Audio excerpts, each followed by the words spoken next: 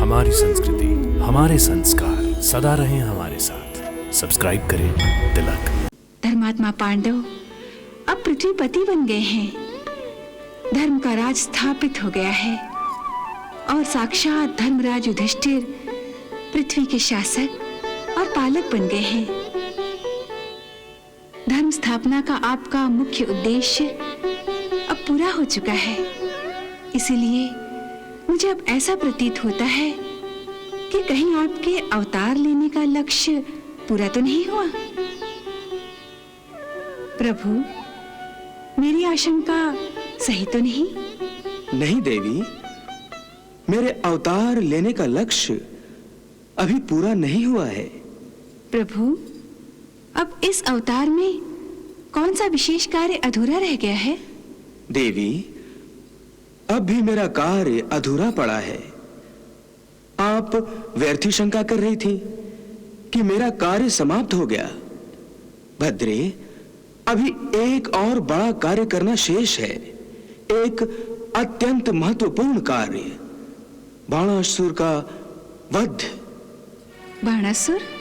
हाँ देवी रुक्मिणी, शोणितपुर का सहस्र बाहु बाणासुर, अपराजेय बाणासुर, जिसकी नगरी की रक्षा स्वयं कैलाशनाथ शिव और कुमार कार्तिकेय करते हैं। भगवान शिव और पार्वती देवी का उन्मत्त पुत्र बाणासुर। भगवान भोलेनाथ और पार्वती देवी का पुत्र बाणासुर? ये आप क्या कह रहे हैं भगवान? हे नाथ, आप चराचर का दुख हरते हैं, इसलिए लोग आपको हरि कहकर पुकारते हैं। आप ही वैकुंठ धाम में निवास करने वाले नारायण और आप ही क्षीर सागर शाही श्री विष्णु हैं। आप सर्व समर्थ हैं प्रभु। प्रभु, आप ही निर्विकार निराकार परमेश्वर हैं और आप ही साकार सगुण होकर जगत और जगत की लीलाओं में व्यक्त होते हैं। हे अंतर्यामी, आप ही धर्म संस्थापना और दुष्टों का संहार करने के लिए अवतार लेते हैं। अपने इस अवतार में भी हे प्रभु, आपने धर्म और सज्जनों की रक्षा में अनेक दुष्टों का विनाश किया है। प्रभु, पांडवों के माध्यम से आपने कुरुक्षेत्र पर अधर्मी दुर्योधन सहित कौरवों और उनका साथ देने वाले सारे अधर्मियों का संहार कर दिया। धर्मात्मा पांडव अब पृथ्वीपति बन गए हैं। धर्म का राज स्थापित हो गया है और साक्षात धर्मराज युधिष्ठिर पृथ्वी के शासक और पालक बन गए हैं। धर्म स्थापना का आपका मुख्य उद्देश्य अब पूरा हो चुका है। इसीलिए मुझे अब ऐसा प्रतीत होता है कि कहीं आपके अवतार लेने का लक्ष्य पूरा तो नहीं हुआ। प्रभु, मेरी आशंका सही तो नहीं? नहीं देवी, मेरे अवतार लेने का लक्ष्य अभी पूरा नहीं हुआ है। प्रभु, अब इस अवतार में कौन सा विशेष कार्य अधूरा रह गया है? देवी, अब भी मेरा कार्य अधूरा पड़ा है।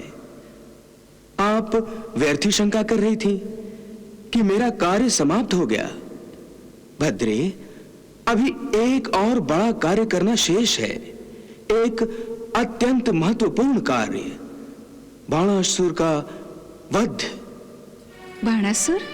हाँ देवी रुक्मिणी, शोणितपुर का सहस्र बाहु बाणासुर, अपराजेय बाणासुर, जिसकी नगरी की रक्षा स्वयं कैलाशनाथ शिव और कुमार कार्तिकेय करते हैं। भगवान शिव और पार्वती देवी का उन्मत्त पुत्र बाणासुर। भगवान भोलेनाथ और पार्वती देवी का पुत्र बाणासुर? ये आप क्या कह रहे हैं भगवान? हाँ देवी, दानवराज बलि का पुत्र बाणासुर बड़ा प्रतापी और पराक्रमी है। उसने युद्ध में देवेंद्र को भी पराजित किया है। वो अपराजेय है परंतु वो असुर शिव पार्वती का पुत्र कैसे हो गया? बताता हूं प्रिय। एक समय बाणासुर शिवजी की तपस्या कर रहा था।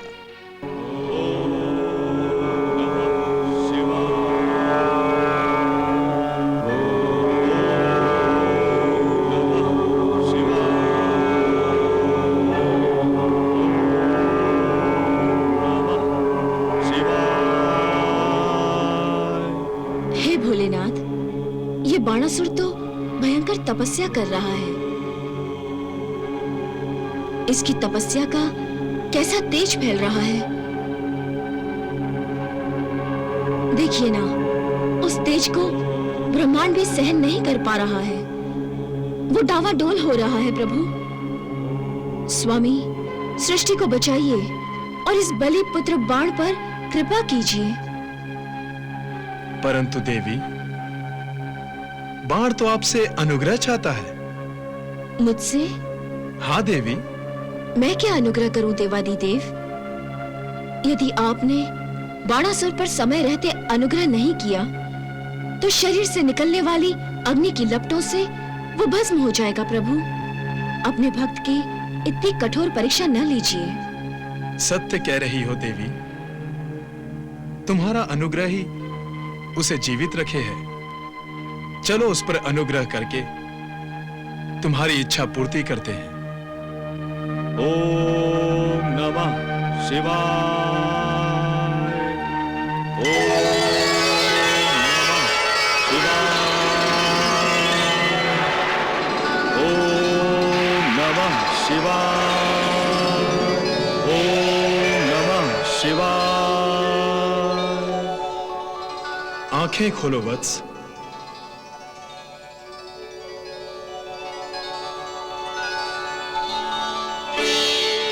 हे दीन बंधु भोलेनाथ शंकर महादेव और जगत माता पार्वती को मेरा प्रणाम।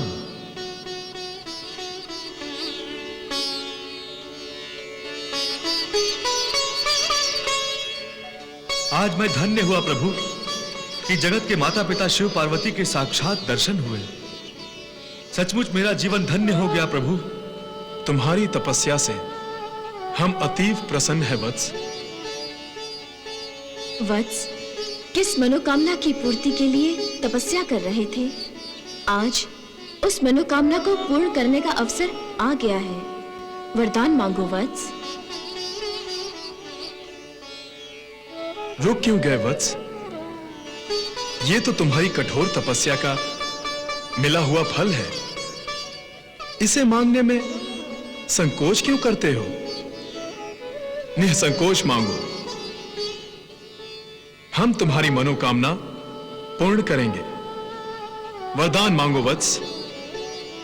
ये तुम्हारा अधिकार है। हे त्रिलोचन, हे आद्य शक्ति मां पार्वती, मैं आपसे यही कहना चाहता हूं कि आप दोनों मुझे अपना पुत्र रूप में स्वीकार करें प्रभु। प्रभु, मुझ अनाथ को सनाथ करें महादेव, मुझ अनाथ को सनाथ करें। तथास्तु।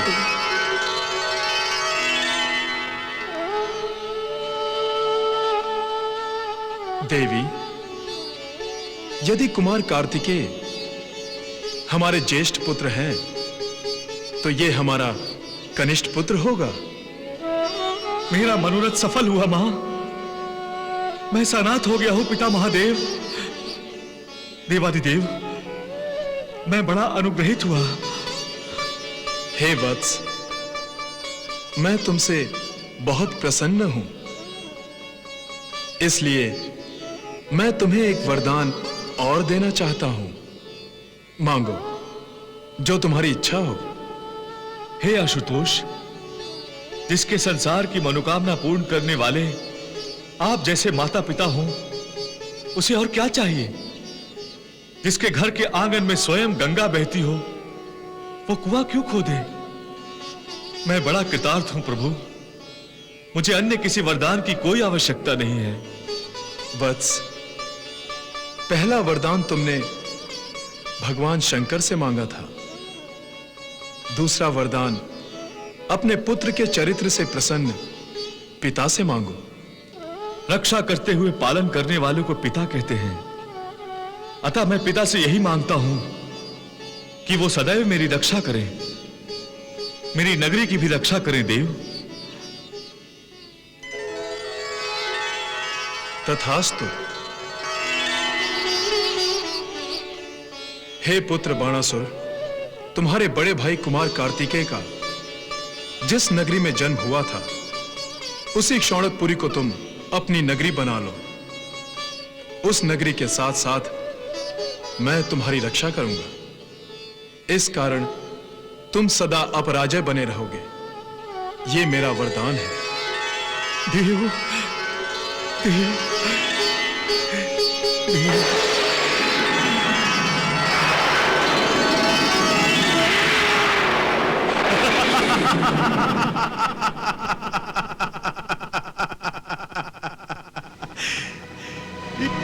अजय, अपराजय। भगवान महादेव शिवशंकर के आशीर्वाद और वरदान के कारण बाणासुर प्रबल और उन्मत्त हो गया देवी। परंतु महादेव शिवशंकर ने बाणासुर की नगरी शोणितपुर की सुरक्षा का प्रबंध क्या किया? महादेव ने शोणितपुर की सुरक्षा के लिए अग्नि का निर्माण किया। अग्नि का? हाँ देवी।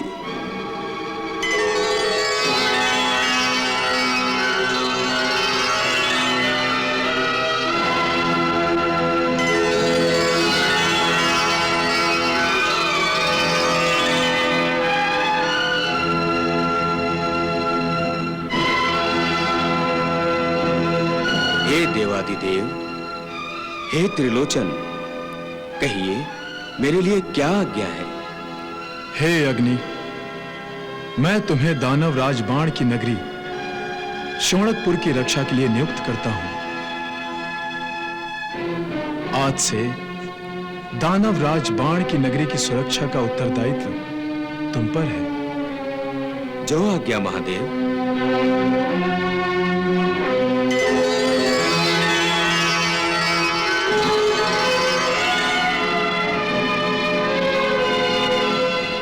देवी, अंतरिक्ष में स्थित अग्नि चक्र से सुरक्षित शोणितपुर नगरी बाणासुर की राजधानी बन गई।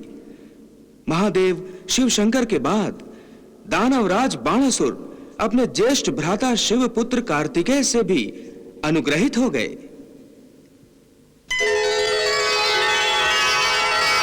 ओम नमः शिवाय, ओम नमः शिवाय। हे दानव राजबाण,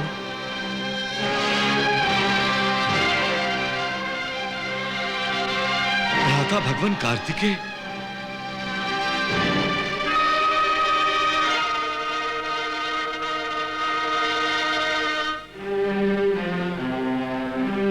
मैं तुम्हारा बड़ा भाई होने के नाते तुम्हें कुछ देना चाहता हूं।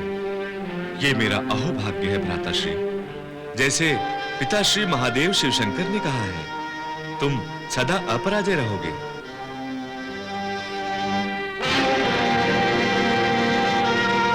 ये रही तुम्हारी अपराजय रहने की निशानी।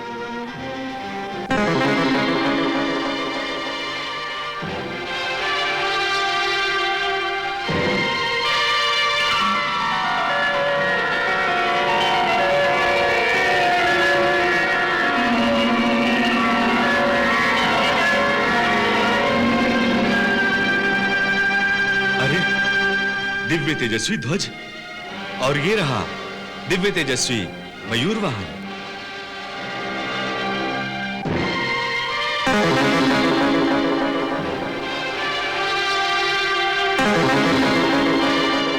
दिव्य मयूर वाहन, इस वाहन से तुम संचार करो। ये मन की गति से चलता है। ज्येष्ठ भ्राताश्री, आपने मुझे अनुग्रहित किया है।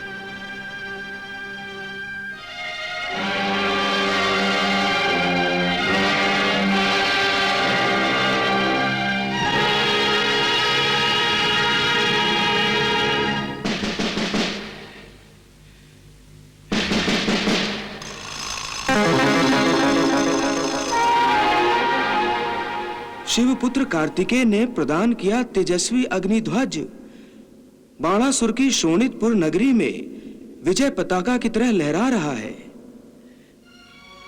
कार्तिकेय के ही वरदान स्वरूप दिए तेजस्वी मयूर वाहन से संचार करके बाणासुर ने देव, गंधर्व, यक्ष इन्हें पराजित कर दिया है। बाणासुर शिवजी के आशीर्वाद से अजेय हो गया है और इसके कारण अहंकारी भी। इसीलिए आप उसके अहंकार का दमन करना चाहते हैं, है ना प्रभु? देवी, ये अहंकार रूपी असुर बहुत बड़ा मायावी है और मेरी ही तरह इस अहंकार ने संपूर्ण त्रिलोक व्याप्त किया है। ये अहंकार मुझे हर पल, हर समय चुनौती देता रहता है। कहता है, तुम अपने आप को मायापति मानते हो ना? परंतु नहीं, मैं तुमसे बड़ा मायावी हूं। मैं मायापति हूं, मैं तुमसे श्रेष्ठ हूं। जैसे सारे लोग तुम्हारी माया के अधीन होते हैं, वैसे ही सारे लोग मेरे भी अधीन हो जाते हैं। और देवी, अहंकार का ये अहंकार सत्य ही है। अहंकार की माया के प्रभाव से न दानव बच सके हैं और न मानव और देवता भी नहीं बच सके हैं।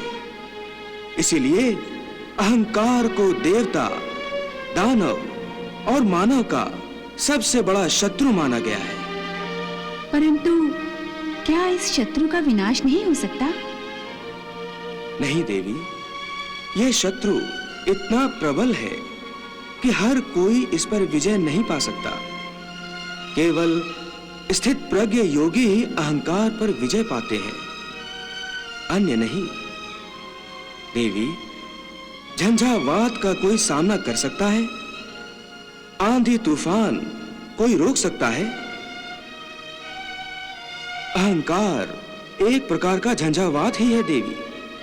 यह एक आंधी तूफान ही है जो मनुष्य, दानव और देवता के मन के दरवाजों से हर पल, हर समय टकराता रहता है। स्थित प्रज्ञ योगियों के मन के द्वार अहंकार रूपी झांझावात के टकराने से भी बंद रहते हैं, परंतु सामान्य मानव और दानव के मन के द्वार खुल जाते हैं। एक बार अहंकार ने मन पर कब्जा कर लिया तो मनुष्य मनुष्य नहीं रहता, दानव दानव नहीं रहता। वो तो अहंकार का ही एक व्यक्त रूप बन जाता है। देवी, इस अहंकार की भूख अत्यंत ज्वलंत है। मन पर विजय पाते ही अहंकार मनुष्य के विवेक को पहले खा जाता है और साथ साथ मनुष्य के सद्गुणों को भ्रष्ट कर देता है। इसलिए सद्विचारी, सद्गुणी भी अहंकार की माया के अधीन हो जाते हैं। मेरे भक्त भी अहंकार रूपी दानव की शक्ति के आगे घुटने टेक देते हैं।